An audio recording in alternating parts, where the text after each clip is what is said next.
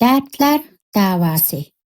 İkinci bölüm günah, məsiyet ve onunla alakadar meseleler. 32. bab. Günah, məsiyetler aqlga ta'sir ko'rsatadi. Günah, məsiyetler aqlni kemaytib o'tadi. İki aql bo'lib, biri Allohga itoat qiladigan, yana biri asiy bo'lsa, Allohga itoat qiladigan odamning aqli to'liq, mukammal, fikri sog'lom, qarashlari to'g'ri bo'ladi. Shunglashqa, Qur'on Karimning xitoblari aqlli odamlarga qaratilgan. Alloh taolo mundaq deydi: "Ey aql egalari, menga taqvodorlik qilinglar. Ey aql egalari, nijot tepishinglar uchun Allohdan qo'rqinglar. Faqat aqlli odamlarla buningdan pand nasihat oladi." Qur'on Karimda buningga o'xshash oyatlar intayin ko'p. O'zi Allohning changilida va uning doirasida ekanligini, Allohning o'zini ko'rib turadiganligini bilib turib, uning nozik ne'matlaridan bahramand bo'lib turib, har qachon Allohning noroziligiga, g'azabiga va la'natiga duchor qiladigan, Allohdan yiroqlashtirib etadigan, Allohning rahmati, roziligi va sevgisidan, Allohning homiyligidan va uning do'stlariga qilgan muomalalaridan mahrum qoldiradigan, Allohning jazosiga loyiq asiylar qiladigan talay jinoyatlarni op-ochiq sodir qilgan odamlarni qandoqmi xush kallasi joyida aqlli odam degili bo'lsin, mangulik huzur halovat va buyuk mukofotlarni tashlab, balki dunyo va oxiratning baxt saodatini tashlab, tush kabi tez oxirlashadigan mezgillik yoki necha soatlik lazzatlarni tanlab olgan odamlarni qandoqmi aql degili bo'lsin. Bundaq odamlarni cho'tla aqlsiz deyli desa, ularda az to'la aql ifodalari ko'rinib qoladi. Navoda ularda qat'iy aql bo'lmagan bo'lsa, jinchi bilib qolgan kishilardek muomala qilingan bo'ladi. Ba'zida ularning ahvoli jinchi bilib qolganlarning ahvoli va oqibatidanmi xatarlik va ig'irroq bo'lib qoladi. Gunoh ma'siyatlarning aqlga ko'rsatadigan ta'siri dal mushu tarafdandir. Gunoh ma'siyatlar ijtimoiy turmushdami aqlga ta'sir ko'rsatadi. Biroq barliq ishlarda insoncha kamchilik bo'lganligi uchun gunohkorlar bilan gunohsizlar o'rtasidagi aqliy nuqsonlar toza aniq gavdilanib ketmaydi. Navoda undaq bo'lmasa edi, itoatmand bandalar asiylarning aqliy cho'ltiligini op-ochiq his qila olgan bo'ladi. Lekin aqliy kamchilikdan iborat ofat umumiylikqa ega. Sarangliq qisman odamlarda bo'ladi. Hayron qolarligi shuki, navoda ularning aqli sog'lom bo'lgan bo'lsa, lazzat va xushalxuramlikqa erishishning birdan-bir yo'li barliq nozik ne'matlar ilgari bo'lgan Allohning roziligiga erishish ekanligini bilgan bo'ladi. U zotni norozi qilib, g'azabini keltirib qo'ysa, uning azobiga mubtalo bo'lganligini bilgan bo'ladi. U zotning roziligi orqali xursandlikka, ko'ngil xotirjamligi, qalbiy hayot, ruhiy lazzat, pak turmush, esil nozik ne'matlarga erishgili bo'ladiganligini bilgan bo'ladi. Navoda Allohning qishidagi nozik ne'mat, huzur halovatlardan misqol miqdorida elinib, butun dunyodagi huzur halovat va rohat farog'atlarga tenglashtirilgan bo'lsa, albatta dunyoning huzur halovatlari uning oldida hech narsaga arzimagan bo'ladi. Qalblar Allohning qishidagi huzur halovatlardan kichkina tetib qolgan bo'lsa, butun dunyo va dunyodagi narsalarning hammasini bergan taqdirdami, Allohning qishidagi huzur halovatlardan voz kechmagan bo'ladi. Bular Allohning qishidagi huzur halovatlardan bahramand bo'lib qolmasdan, balki boshqa odamlar bahramlanayotgan hayotiy ne'matlardan kattaroq ne'matlarga erisha oladi. Ular ma'naviy va moddiy ne'matlarning hammaga erisha oladi. Ular erishgan nasibalariga boshqalarnikidek g'am-qayg'u, azob-dard, azor-kulfatlar aralashib olmaydi. Ular bu ne'matlarga erishib to'xtab qolmasdan, balki tixmi katta ne'matlardan umidlanib, dunyoda tortgan jafo mushaqqatlarning mukofotlarini kutib yashaydi. Alloh taolo mundaq deydi: "Agar sizlar qiynalsanglar, ularmi xuddi sizlarga o'xshash qiynaladi. Ular umid qilmaydigan narsani, ya'ni shahid bo'lishni, savobni va g'albini Allohdan umid qilasizlar. Alloh hammani bilguchidir, hikmat bilan ish qilguchidir." Mərvayətni mayaqqa, ibarni tezekki almashtırğan, Allah in'am qilgan payg'ambarlar, siddiqlar, shahidlar va solihlarning hamrohligini Allah g'azab qilgan va la'nat qilgan do'zaxiylarning ulfatchiligiga almashtirgan odam nima degan aqlsiz, ha? 30 bob. Gunoh masiyatlar banda bilan Parvardigorning orasidagi rishtani uzib tashlaydi. Gunoh masiyatlarning eng ziyonli ta'siri shuki, u banda bilan Parvardigorning orasidagi rishtani uzib tashlaydi. Navoda banda bilan Alloh o'rtasidagi rishta uzilib ketsa, banda barliq yaxshilik yo'llaridan, yaxshilik vositalari va sabablardan mahrum qoladi. Unga yomonlik peshkerlik darvozalari ichilib ketadi. Barliq yaxshilik yo'llaridan mahrum qolgan, o'zi bilan egisi o'rtasidagi munosabatni uzib tashlagan, yomonlik darvozalari unga ichilgan, dushmanlar bilan munosabat o'rnatgan, do'st dushmanni ilishtirib qo'ygan, munosabatni o'zishga tegishli kishilar bilan ich qo'yun tash qo'yun bo'lishib, munosabat bog'lashga tegishli zotdan voz kechgan odamga g'alaba, utuq, umid deganlar nada turibdi? Ba'zi silab ilmolar mundoq deydi. İnsan Allah bilan shaytonning orasida qo'yilgan. Navoda uningdan Alloh yuz o'rsa, shayton aldab ketadi. Navoda uni Alloh o'z himoyasiga olsa, shayton uningga yaqinmi kelolmaydi. Bu haqda Alloh taolo mundoq deydi. O'z vaqtida biz farishtalarga odamga sajda qilinglar dedik. Iblisdan boshqa hammasi sajda qildi. Iblis jinlardan edi. U Parvardigorning itoatidan chiqdi.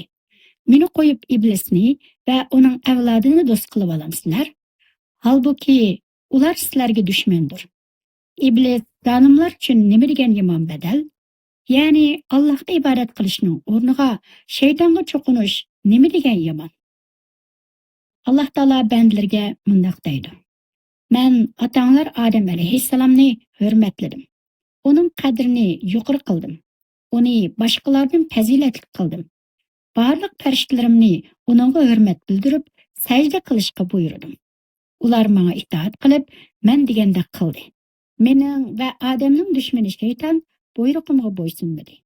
Menga itoat qilishdan bosh tortdi. Ahvol mana shundoq tursa, endi sizlarga qandoqsiga meni qo'yib, shayton va uning avlodlarini do'st tutib, o'zinglarga boshpanoh qilib olsizlar? Qandoqsiga menga sarkashlik qilib turib, shaytonga ergishsizlar? U sizlarning eng ashaddiy dushmaninglar emasmi? Men sizlarni dushman tutishga buyurgan shaytonni sizlar do'st tutib ketyapsizlar-ku. Kimki podshohning dushmanlari bilan do'stlashib olsa, podshohning nazarida hammasi barobardir. Shubhasizki, muhabbat va itoat faqat sevgining do'stlarini yaxshi ko'rish, dushmanlarni dushman tutish orqali voyaga yetadi. Birovni yaxshi ko'raman deb turib, uning dushmanini do'st tutib olsa, uning yaxshi ko'raman deganiga ishongili bo'lamdi. Bu qandoq mantiqi o'zi? İnsanlar bilan shayton o'rtasidagi munosabat go'yoki bo'ri bilan qo'ziq o'rtasidagi munosabatdir.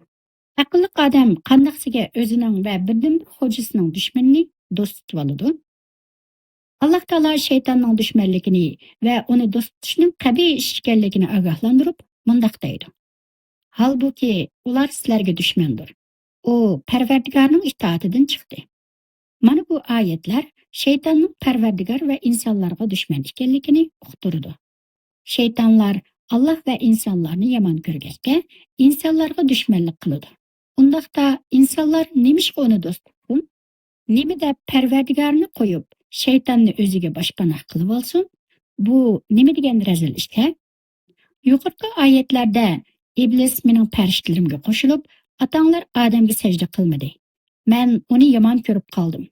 U shu tufaylidan sizlarni o'ziga dushman ko'radi. U sizlarni dushman ko'rib tursa, sizlar oranglarda sulh salo qilishib, uning bilan aplashib o'tyapsizlar degandan iborat tanqidiy mazmun bor.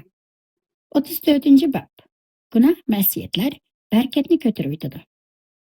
Gunoh masiyatlar umrning, rizqning, ilmning, amalning va ibodatning barakatini ko'tarib o'tadi. Yig'ib bitganda gunoh masiyatlar din va dunyoning barakatini ketkizib o'tadi. Allohga asilik qilganlarning umrida din va dunyolik ishlarda ozroqmi barakat qolmaydi. Zemindeki berketlermi faqat günah masiyetler arqılıqla kötürülüp ketidi. Allah Taala mundaq deydi: İnkar qilganlikdan halak qilingan shaharlarning aholisi iymon etgan va kufridan gunohlardan saqlangan bo'lsa edi, albatta ularni osmon zaminning farovonliklariga muyassar qilatdik. Lekin ular inkor qildi. Shunga ularni o'z qilmishlari tufaylidan halok qildik. Allah Taala yana mundaq deydi: Agar ular to'g'ri yo'lda bo'lsa edi, ularni sinash uchun mo'l yomg'ir yog'dirib beratdik. Ya'ni rizqini keng qilib beratdik. Kimki Parvardigorning zikridan, ya'ni Allohning toat ibodatidan yuz o'riydi ekan, Alloh uni qattiq azobga duchor qiladi. Barhaq, har odam o'zi qilgan xatoliklari tufaylidan rizqdan mahrum qoladi. Bir hadisda mundaq deyilgan: Jibril alayhissalom menga mundaq ilhom qildi. Har odam o'ziga tegishli rizqiga komil erishib bo'lmay turib, vafot bo'lmaydi. Allah'tan qo'rqinglar. Allah'tan chiroyliqcha talab qilinglar. Shubhisizki, Allohning qishidagi narsalarga faqat Allohga itoat qilish orqali erishgili bo'ladi. Shubhisizki, rozilik va chin kutishda xushal-xuramlik bor. Gumon va achchiq qilishda g'am qayg'u bor. İmam Ahmad Az-Zuhdu nomli kitobda mundaq bir asarni tilga oladi. Alloh taolo mundaq deydi: "Men Allohdirman. Mendan boshqa hech qanday iloh yo'qdir. Navoda men rozi bo'lsam, barkat ato qilaman. Mening barkatimning cheki bo'lmaydi. Navoda men g'azablansam, la'nat qilaman. Mening la'natim 7-avlodigacha ta'sir ko'rsatadi." Rizqning ko'pligi bayoshatning ifodasi emas. Yil, oylarning ko'pligi uzun umr ko'rganlik hisoblanmaydi. Balki eng muhimi barakatdir. Birovning umri uning hayoti demakdir. Boshqalar bilan mashg'ul bo'lib, Allohdan yuz o'rganlar hayot emas. Balki hayvonlarning hayoti uning hayotidan afzalroq. Shubhisizki, insonning hayoti uning qalbining va ruhining hayotidir. Yaratquchisini tonimagan, yaratquchisiga muhabbat bog'lay olmagan, uningga ibodat qila olmagan, uningga qayta olmagan, uni aslab amonlik his qila olmagan, uning bilan yiqilishib, azodi tuyg'uga cho'malmagan insonning qalbida hayotlik yo'qdir. Bu xil odamlar butun yaxshiliklardan quruq qoladi. Butun dunyo va dunyodagi barliq narsalarni sarf qilibmi, bu hayotlikqa erishgili bo'lmaydi. Banda qo'ldan berib qo'ygan har qanday narsaning o'rnini to'shqiza olishi mumkin. Ammo Allohdan mahrum qolsa, uning o'rnini to'shqizadigan hech narsa yo'q albatta. Qandaqsiga Namrat boyning, ojiz kutning, o'lik abadiy tirikning, maxluq yaratuvchining o'rnini basa olsin. Qandaqsiga o'zining hech narsaga ega bo'la olmaydigan odam o'z zotidan kamoli, boyligi, borligi, hayoti, rahmati bo'lgan zotning o'rnini basa olsin. Qandaqsiga zarra ig'irligida bir narsaga qodir bo'la olmaydigan odam osmon va zaminning haqiqiy xo'jasi Allohning o'rnini basa olsin. Shubhisizki, gunoh masiyat rizq va vaqtning barakatini ko'tarib o'tadi. Chunki gunoh masiyat o'tkazgichlarga shayton hamrohdir. Ularga shayton xo'ja bo'lib oladi. Shayton bu ularni o'zi xohlagancha o'zgartirib o'tadi. Buning bilan adli adolat qalaymaqon bo'lib ketadi. Shaytonga bog'langan, shaytonga jo'r bo'lgan har qanday narsaning barakati ko'tarilib ketadi. Shunlashqa Alloh taolo yeganda, ichganda, kiyganda, minganda, jima qilganda Allohning nomini zikr qilishga buyurdi. Allohning ismini zikr qilish orqali shaytonni qo'g'lag'ili bo'ladi. Shayton qo'g'langan yerda barakat bo'lishi cheksiz. Allohning roziligi uchun bo'lmagan har qanday ishning barakati tortib etiladi. Barakat ato qiladigan faqatla Allohdir. Barliq barakatlar faqat Alloh tarafidandir. Allohga nisbat berilgan har qanday narsa barakatlikdir.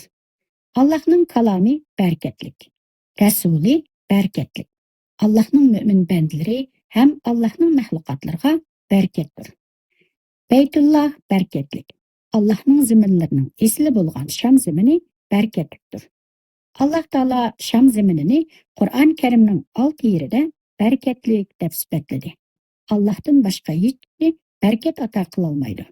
Allohga Allohning ilohligi muhabbati va roziligiga mansub bo'lmagan hech narsada barakat yo'q. Koinotdagi har narsani Alloh yaratgan. Uni Alloh parvish qiladi. O'zi gap so'zlari va ish-harakatlari Allohdan yiroqlashgan. Ularda barakat va yaxshilik bo'lmaydi. Har qanday ishlarda Allohga qanchalik yaqinlashgan sari shuncha barakatga erishgili bo'ladi. Barakatning tuganisi la'natdir. Allah la'nat qilgan zamin, Allah la'nat qilgan odam yoki Allah la'nat qilgan ish yaxshilik va barakatdan to'lim yiroqdir. Mal'unga yaqinlashgan, uning bilan aloqa o'rnatganlarning hammasi barakatsizlikka duchor bo'ladi. Alloh taolo iblisga la'nat qilib, uni o'zidan eng yiroq qilib etdi. Iblisga ergashganlar uningga qanchaki yaqinlashgan sari Allohning la'natiga shuncha uchraydi. Şunlaşqa günah məhsiyyətlər ömür, rizq, ilim və əməlinin bərkitini ötürüb etilgan ən çoğ amildir. Allahqa asilik qılınğan vaqt, asilik yolunda sərf qılınğan iqtisad, asilikqa işletilgan bədən, yüz abroy, ilim yoki əməl öz sahibini ziyan qutbitdidir.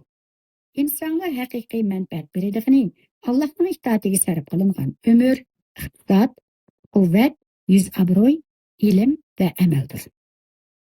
Bu hayatta 100 yıllarca yaşap 10 yıl ömür körüdüğün adamlar var. Bunundek döve altın kümüslerge egi bolup turuqluq, haqiqiy iqtisadi 1000 tengege yetmeydiğanlar mı var? Yüz abroy ve ilim mi dal şundaq. Peygamber aleyhisselam mundaq deydi. Dünya lanetgardidir. Dünyadaki nersler lanetgardidir. Ama Allah'ın zikri, Allah'ın dost tutquşular, ilim öğrengüçi yoki öğretkichilar buningdan mustasno. Yana bir asarda mundaq deyilgan. Dunyo va dunyodagi barliq narsalar la'natgardir.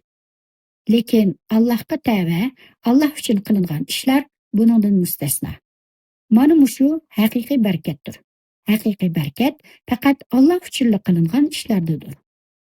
Alloh hammamizni barakatsizlikdan saqlag'ay.